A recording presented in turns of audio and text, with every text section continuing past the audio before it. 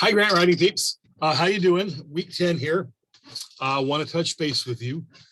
So where we're at, remember, just so we always know, we are creating a simple format grant, which is exactly the kind of grant that we created for the food bank grant. And we're meeting the funding criteria of a specific grant writer. Now, some of those you can just send in the simple format grant. They say, you send us a proposal in and you can use that, that's fine. Some of them require forms and other material to be filled out, and you'll be filling those out as well. So remember, we're doing those two things parallel. They might be the same thing, they might not. We are doing a simple format grant, and we're meeting the funding criteria for a specific funder, which may or may not be the same thing. So that's the first thing. Second thing, most of you all have funding sources identified. You have met with me, and we've helped develop some funding sources. And some of you all have funding sources specifically suggested by your agency contact person, and that's good too.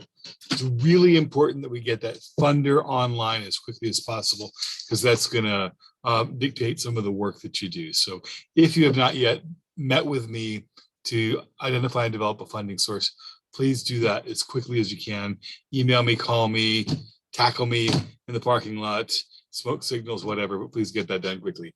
So last week we began with a questionnaire, finding out what our project is, and we need to turn that this week into a project description. We did it for the food bank, just a concise description of what the project is, of who it's going to benefit, the people it's serving, how the funds are going to be used. So a project description that needs to be written on Tuesday.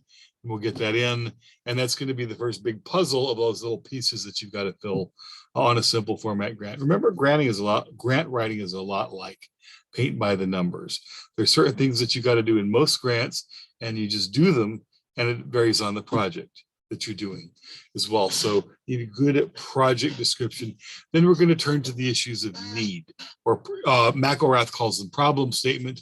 The other textbook called them need statement. We're going to turn to the question of need. What problem exists in the community that makes your nonprofit necessary, makes its work important, and you need to do that.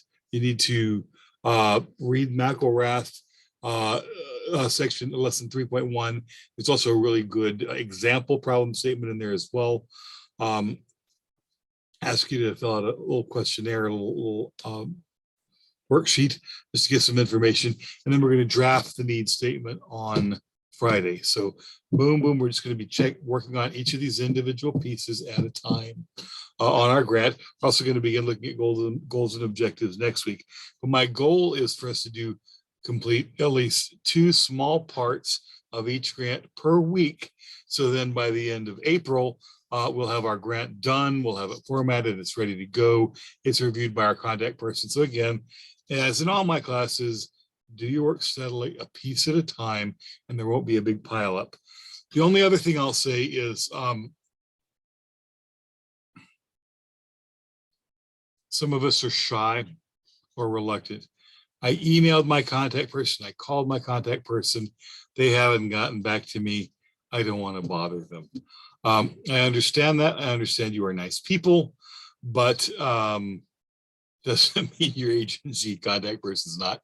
Often people in nonprofits are incredibly busy, and they're like a mom who responds to the baby that's crying loudest. So you email them or call them, yeah, I need to do that, but there's a crisis comes up or something happens, and then it drops off their radar.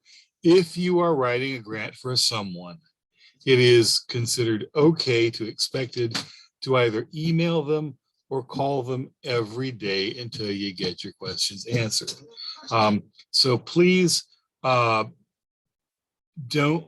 let yourself get stuck in the trap of, I can't do anything because I haven't heard back from my contact person. If you called them yesterday and they didn't get back to you, quick call, quick email. Hey, I really appreciate you chatting with me yesterday. I'm looking forward to this data you want to tell me about clients, or looking forward to hearing from you about X or Y or Z. Or if you want to make me the jerk, my professor's bugging me about this data, you can do that as well. But follow up regularly and consistently until you get the data you need. If for some reason that doesn't happen, you need to contact me, and I will either intervene, or hopefully, if it's not too late, we'll get you another contact person to work for. I think most of y'all, I think you'll be okay about it, but really follow up, which is different from what we've been trained to do. We've been trained to be polite. If we call someone, we don't want to bother them or things like that, but it's different in a professional environment. I just want to emphasize that. So, so good so far. Going to get project descriptions done.